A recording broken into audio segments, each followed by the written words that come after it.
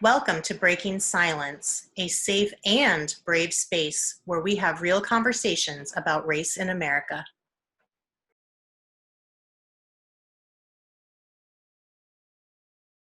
Okay, welcome back, everyone. So today's episode, we decided to do a throwback episode. We had a couple points that we wanted to clarify. So in a recent episode that we have shared on our channel, we got some questions. And so we wanted to take some time and address those questions as some viewers. And just so everyone knows, the viewers that provided the questions were Black. So some Black viewers wanted to dig in a little bit deeper into Jen's experience and understand her experience as a white person.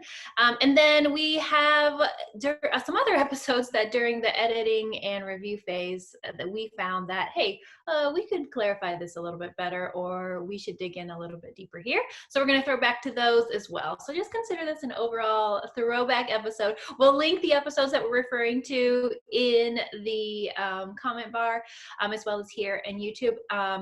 But if you haven't seen those yet, please do take a moment to go ahead and take a look at those, because this will make a lot more sense to you.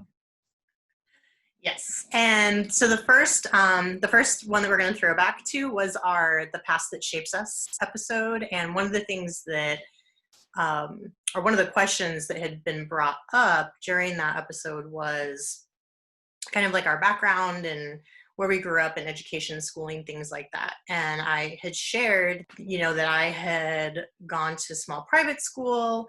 My school did what I considered a pretty solid job of representing, the Civil War and even, us being white people coming to the States and what happened with Native Americans and what happened with slavery, that it felt pretty balanced to me at the time when I was growing up. It was not sugar-coated. Like I've heard other people say that where they went to school, they learned that like Robert E. Lee was this wonderful person and like a super patriot and all of that. And it wasn't that there was like, people weren't like shamed per se, but it was very real and like, okay, this was a really brutal time in our history. These were things that were not,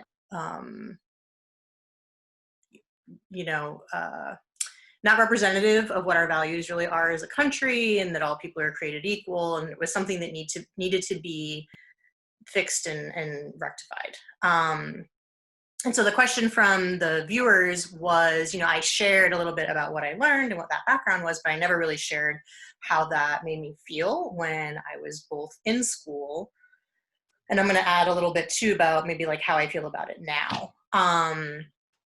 So, it's hard to think back that far, not that I'm like ancient, but, we learned about pieces of it in various portions of school. So it wasn't like I went through one African American studies course and learned all of this. Like I grew up in New England, and so I can remember field trips going to areas where they had, recreated like a teepee, or you could go and visit, a historical home, and they would show you where like the servants' quarters were compared to the homeowners' quarters. And I remember thinking, it was upsetting. I didn't like it. I didn't think like, oh, like how cool to have been a white person, living in this time. I think it made me kind of angry that this happened. I know it made me really sad thinking about, the genocide of entire tribes of people. And I know that's not talking about, slavery and Black people, but it's still kind of this idea of white supremacy and that, we're entitled to things that weren't ours. So probably a mixture of things. I think I was sad, maybe a little angry. And I definitely remember a feeling of like how could these people not know? Like how do these people think that it was okay? Like I couldn't wrap my head around how people would think that that was okay. And one piece that I did share a little bit was, there was some pride in like feeling like you were on the right side of history, like, oh, I'm from the North. And so, we were on like the good side of the Civil War. Um, Did you ever talk about those feelings? Like, was that so? Just as a reminder, your classrooms were very homogenous, right? It was very much an all white class. So those feelings that you're talking about now, like, was there time set aside to discuss those? Were there, like, you know how like after a chapter there's like those critical thinking questions? okay. Like, were there questions like that where you guys had do you remember like having conversation or being able to explore or share those thoughts? I had completely forgotten about those reading like discussion questions at the end of each chapter. I mean, the field trips, I was so little, I don't remember. We may have, but I mean, this is like primary school, like first through fourth grade. I'm sure that there was some of us that, asked people working at these places, like, why would people do that? Or, I don't understand. So I'm sure that things like that happen, but I don't really remember there being specific time set aside for us to talk about it. In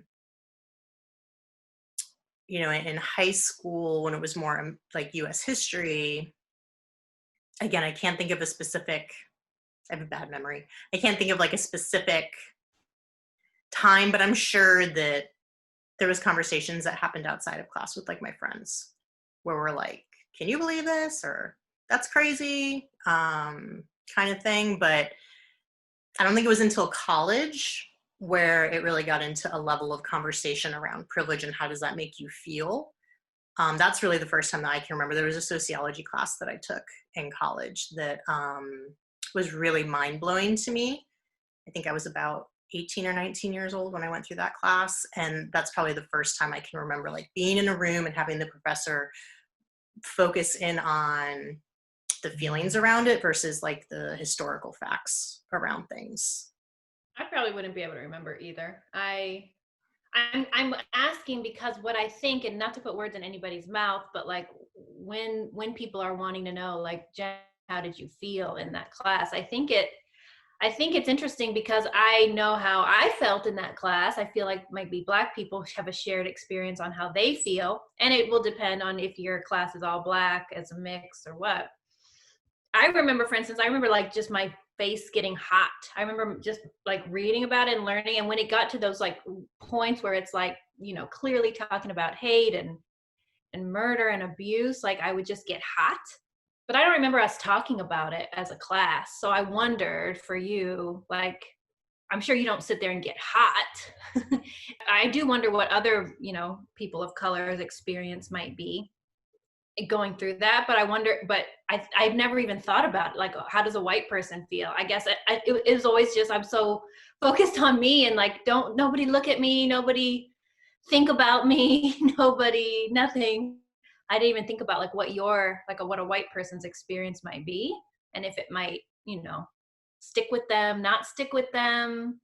And do you have a place as a young person, do you have a place to explore those feelings that you might have for a quick minute, and then the bell rings and it's lunchtime, right? And then it's open, and then I guess I assume for white people then it's over.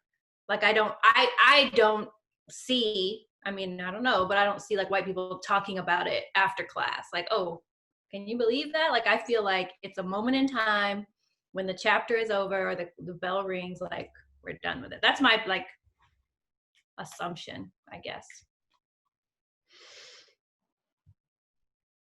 Yeah, I mean, I don't know. I mean, definitely my face wouldn't get hot. I wouldn't have like a physical or like adrenaline type reaction because it's not like the injustice wasn't done to me or my ancestors. You know what I mean? So I think Or people who look like you. exactly. And so, yeah, I definitely didn't have that.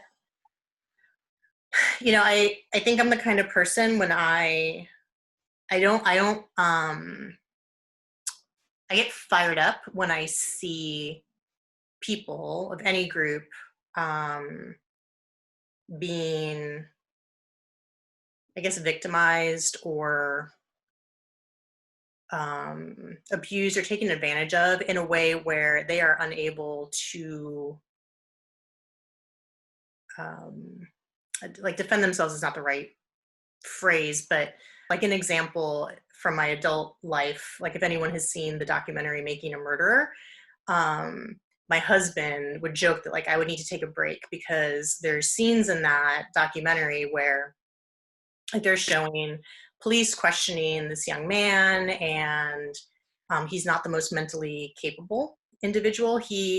Is um, he is not mentally deficient officially by law, but he's like just barely above that threshold. And they're planting all of these ideas in his head, and they basically coerce a confession out of him. And I was so livid. Like I was like talking at the TV and I was so mad. And I think that it's a similar feeling to that. Like reading about, reading about battles and stuff like that's not so interesting to me, but hearing very specific stories about like this person was persecuted, or, this is how the Underground Railroad worked, or, like we read, like Beloved, we read Their Eyes Are Watching God, we read I think it's The Bluest Eye. We read all those novels in high school. And so probably more so in those English classes, we explored a little bit more about like, how do you feel? What do you think? But because our classes were so non-diverse, even the brown people in our class were not Black. It was a very one-dimensional kind of conversation. So of course everyone's like, this sucks, but it wasn't something that I think at the age of 15 that you could completely wrap your head around. Like it felt like it was so long ago. Like it was so, when you're 15, 100 years feels like 10 lifetimes. And so, yeah, I don't know if that helps at all, but there was like this, like a little flame of, I guess, anger or frustration, or I don't know what you would call it, around like the injustice of it all and like how unfair it was. Like I remember that feeling. And I think what I walked away with was more the feeling of like, okay, like I can't change anything that happened in the past. People who don't know me, my family who immigrated to the US, they all came here after a lot of these things had happened. So it's not like I can say, oh, my family owned this plantation and I know that I'm directly linked to all of these things. There wasn't like that connection, but I think it was walking away with the sense of like, all right, well, there's nothing I can do about what happened then. I wasn't necessarily directly linked to what happened then, but the whole point of learning history is for us to not repeat the same mistakes twice. And so what I can do is to keep these things in mind, remember that like we're capable of this as humans, and to live my life in a way that hopefully works against it. But then I think time goes by. I may have been thinking those things in high school and college, and then time goes by and you get busy with your life and things are happening. And like, I'm not a civil rights activist. I'm not studying these things. And so you're just living life, I guess. I don't know. Well, I will say that's a pretty evolved level of thinking for a young adult. Young adult is probably the right term. Well, our teacher put that in. Like he would tell us like the purpose of learning. I had the same teacher for 3 years in high school for history, and he hated me. But one thing he would always say at the beginning of every year, and then he would remind us throughout the year, is like the reason that you study history is not to memorize and remember all of these things that happened in the past. It's because our past is the best predictor of our future, and we need to learn from the mistakes that we made in our past in order to make our future different. So I can't take credit for that philosophy. That was something that he really ingrained in us. So, but that's beautiful. Shout out to him. I love that teacher right now. I remember like just thinking like as an adolescent and a young adult, like, okay, like we're learning about this, but it's over. Like this is, like you said, 10 lifetimes ago. It's something that happened and it's over, moving forward. Not like, walking out with that reminder that your teacher gave you. Shout out to him. I wonder what he's doing now. He and I were not fans of each other. But I learned from him. So Okay. Well, good. Hopefully that clarifies the question that we were asked. And of course, we got a couple, a couple questions, but we thought that one was worth digging into a little bit further. Even like, me realizing that I had never even considered what anybody else would be feeling or thinking in that room. It was really self-centered at that point. So I think that it'll be interesting for other people to hear your perspective on it. And anyone else who has similar or differing memories or feelings when they learned about history, or even read some of those novels that you were talking about, Jen, because you're right, in English class there's more like discussion maybe. So if anybody has any memories, please share with us. We'd love to know. I know I'm super interested in how other people felt, because I've actually never even asked my other friends of color, like, is it just me that my whole, like, my ears and my face is getting hot, and or how are people dealing with that, that learning in the moment. So let us know. Yeah. Actually, one thing I just thought of, I just want to also add, because one of the folks who had asked, one of the things they mentioned was like, oh, like, did you feel ashamed? And I think I kind of tangentially touched on it, but I wouldn't say that shame was something that I felt, because I didn't feel like I had a direct connection to all of the things that had happened, like, because my family wasn't here and because I didn't live then. And but I tend to be not a very shame prone individual. So I don't share that to say that it's good or bad, but just that was one of the questions that came up. And so I think for me, it was more sadness and like frustration and a fire to want to stand up for people, than it was like a personal shame feeling. But that may be different for other folks that, or for other white people who went through history classes and based on what their ancestry was and things like that. So that's how you felt as a young adult or a Mm-hmm. child. What about now? I know you said you're not really a shame-prone person. Has anything in the past 4 or 5 months, or anything in your adult life, made you feel any pangs of shame at all, or is it just, you're not a shame-prone person, so that's not really affected you? Mm-hmm. I think if you're asking about, like, the original question was, oh, when you're learning about slavery and you hear these stories, do you feel shame? I think my feelings now are similar to then. If we watched a documentary. Well, it wasn't really a documentary. It was a show on the History Channel that was talking about the civil rights movement in the 60s, and just seeing how people behave. It's embarrassing. Like, I feel embarrassed for us as, like, just the human race in general, but, like, come on, white people, like, get it together.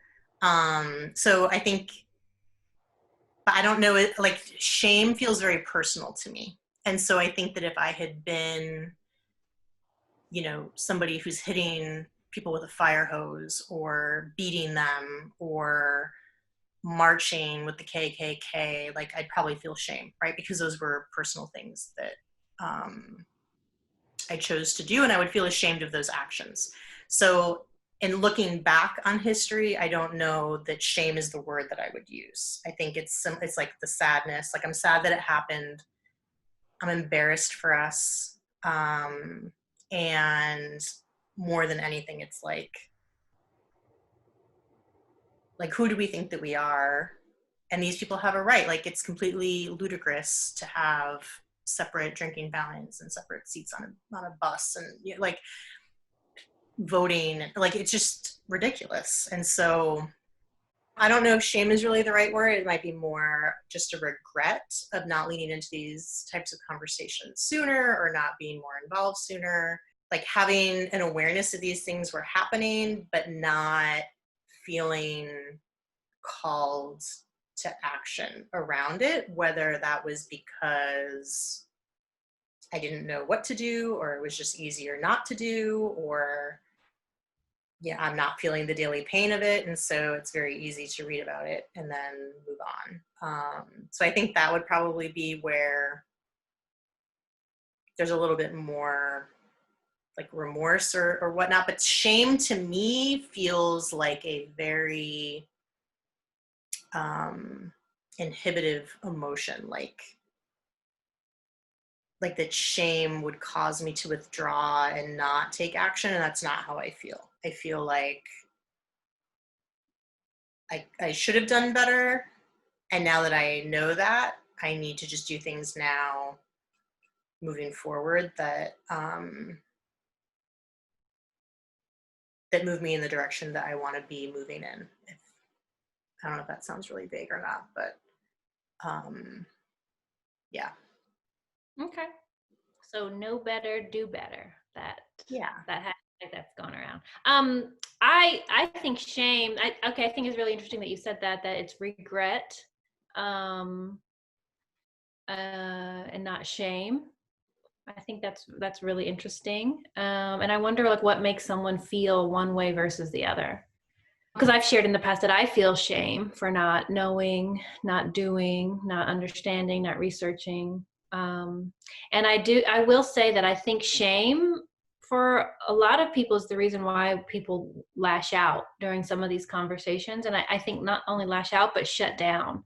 I think there's a feeling of shame there, and people feel like they have to defend themselves, or they're super uncomfortable, so their reaction is that fight or flight, right? So shut down or lash out. So I wonder how other people are feeling about it too. And like I said, like what makes someone like you feel like it's regret versus taking that personal stance, right? Leaning more personally and making it a shameful thing.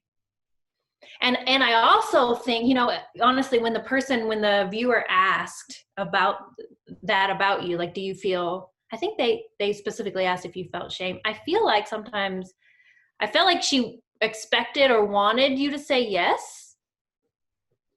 And so I also wonder if it's a feeling that some people are projecting on other people, like you should feel shame. You should feel this way.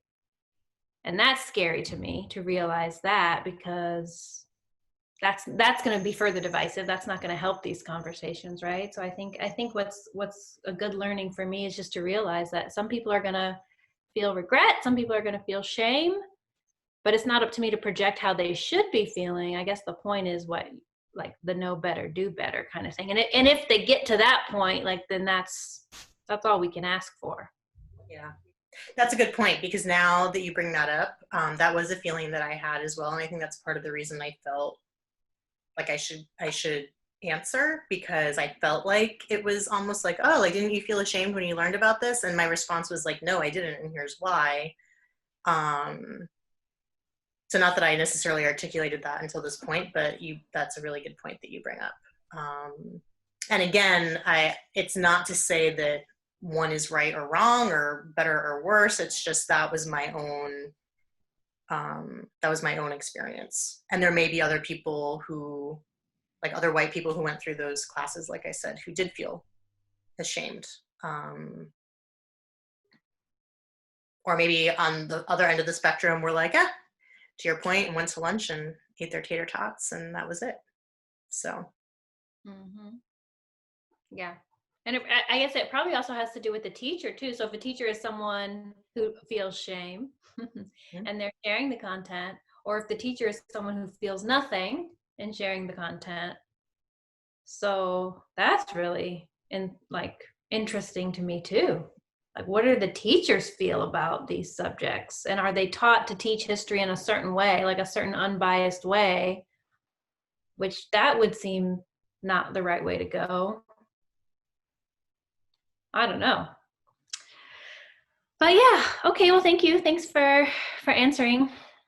And hopefully that was helpful to other people and interesting to other people. But let us know if anybody else has other feelings. We'd love to hear about it in the comments. We can respond and address and have some fellowship in the comments together. So yes.